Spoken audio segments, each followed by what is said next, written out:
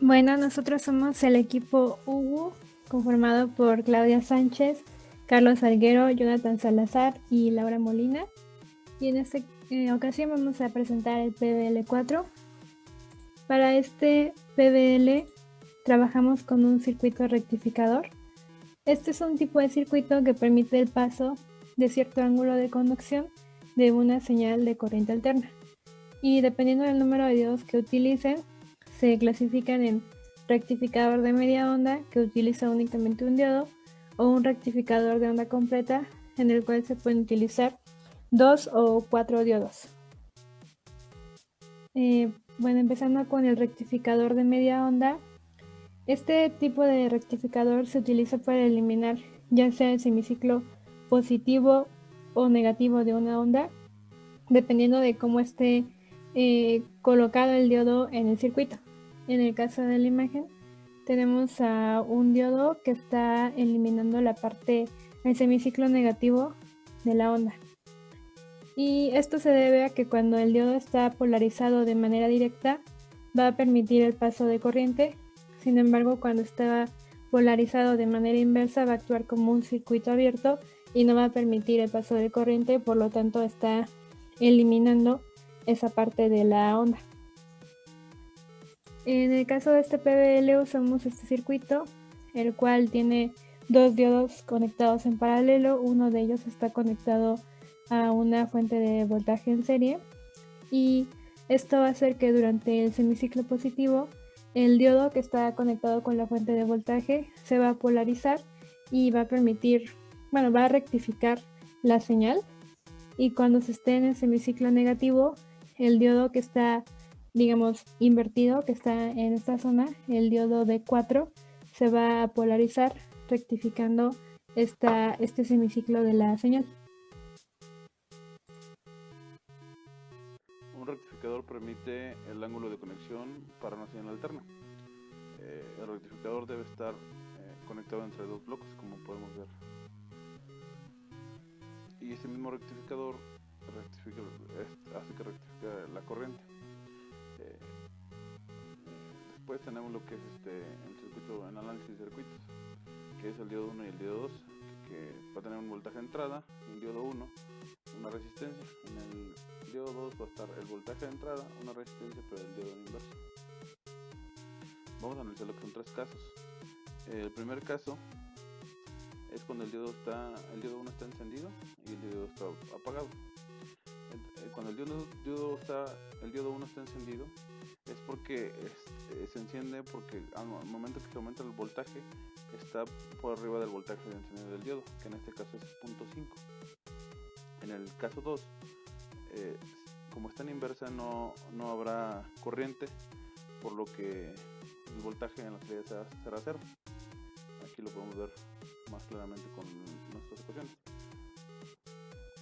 El voltaje de entrada menos el voltaje de entrada haciendo referencia a la corriente, más el voltaje de salida, más la corriente por la resistencia.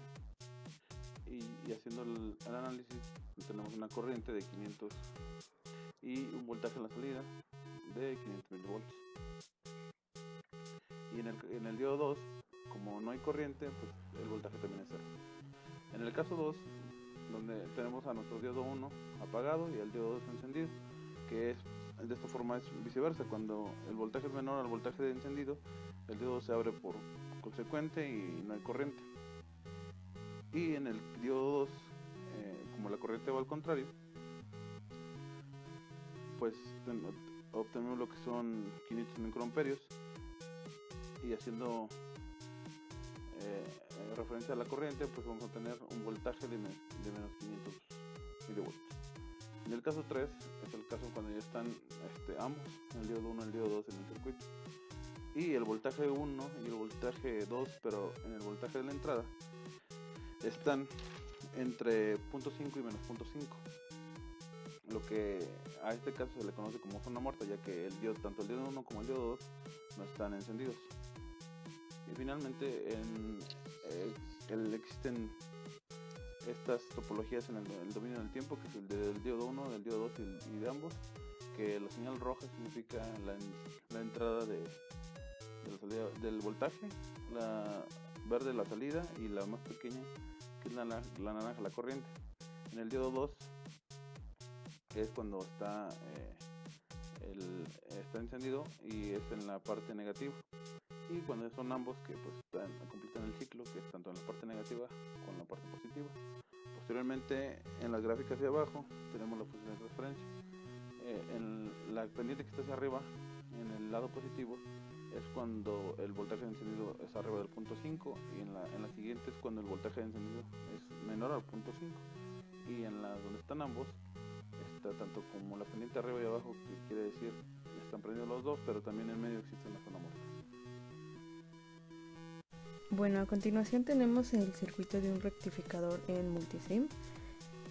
Tenemos dos diodos conectados en paralelo.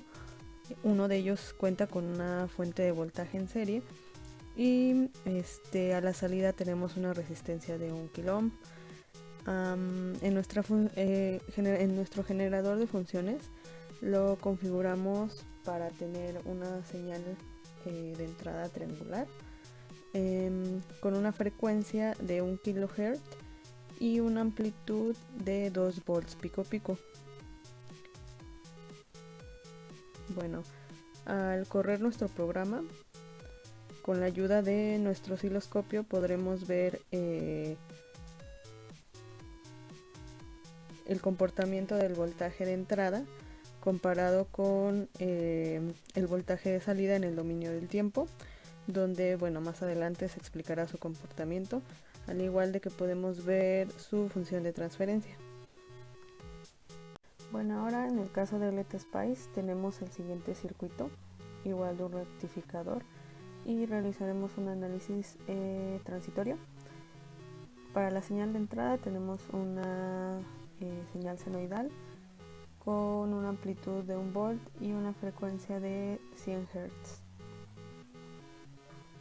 Tenemos dos diodos conectados en paralelo, uno en forma inversa, y también uno cuenta con una fuente de voltaje. Igualmente conectado a la salida del circuito está una resistencia de 1 kilo ohm. Al correr el programa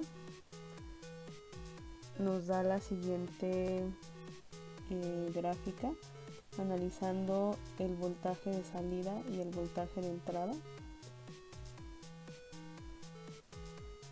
Igualmente analizamos la corriente y se muestra de la siguiente forma. Igual más adelante se mencionarán los resultados. Y también contamos con un circuito para hacer un análisis en DC. Aquí el voltaje de entrada es de 1 y la configuración del circuito es el mismo, igualmente con una fuente de voltaje que estaremos cambiando para ver cómo es el comportamiento.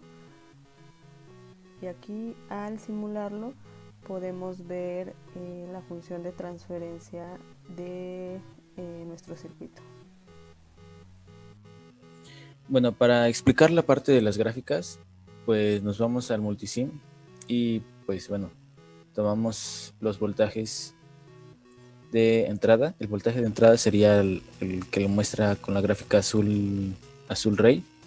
Tenemos el comportamiento del diodo en la parte positiva y el comportamiento en la parte negativa. La positiva está representada por la gráfica roja y la negativa por la azul celeste.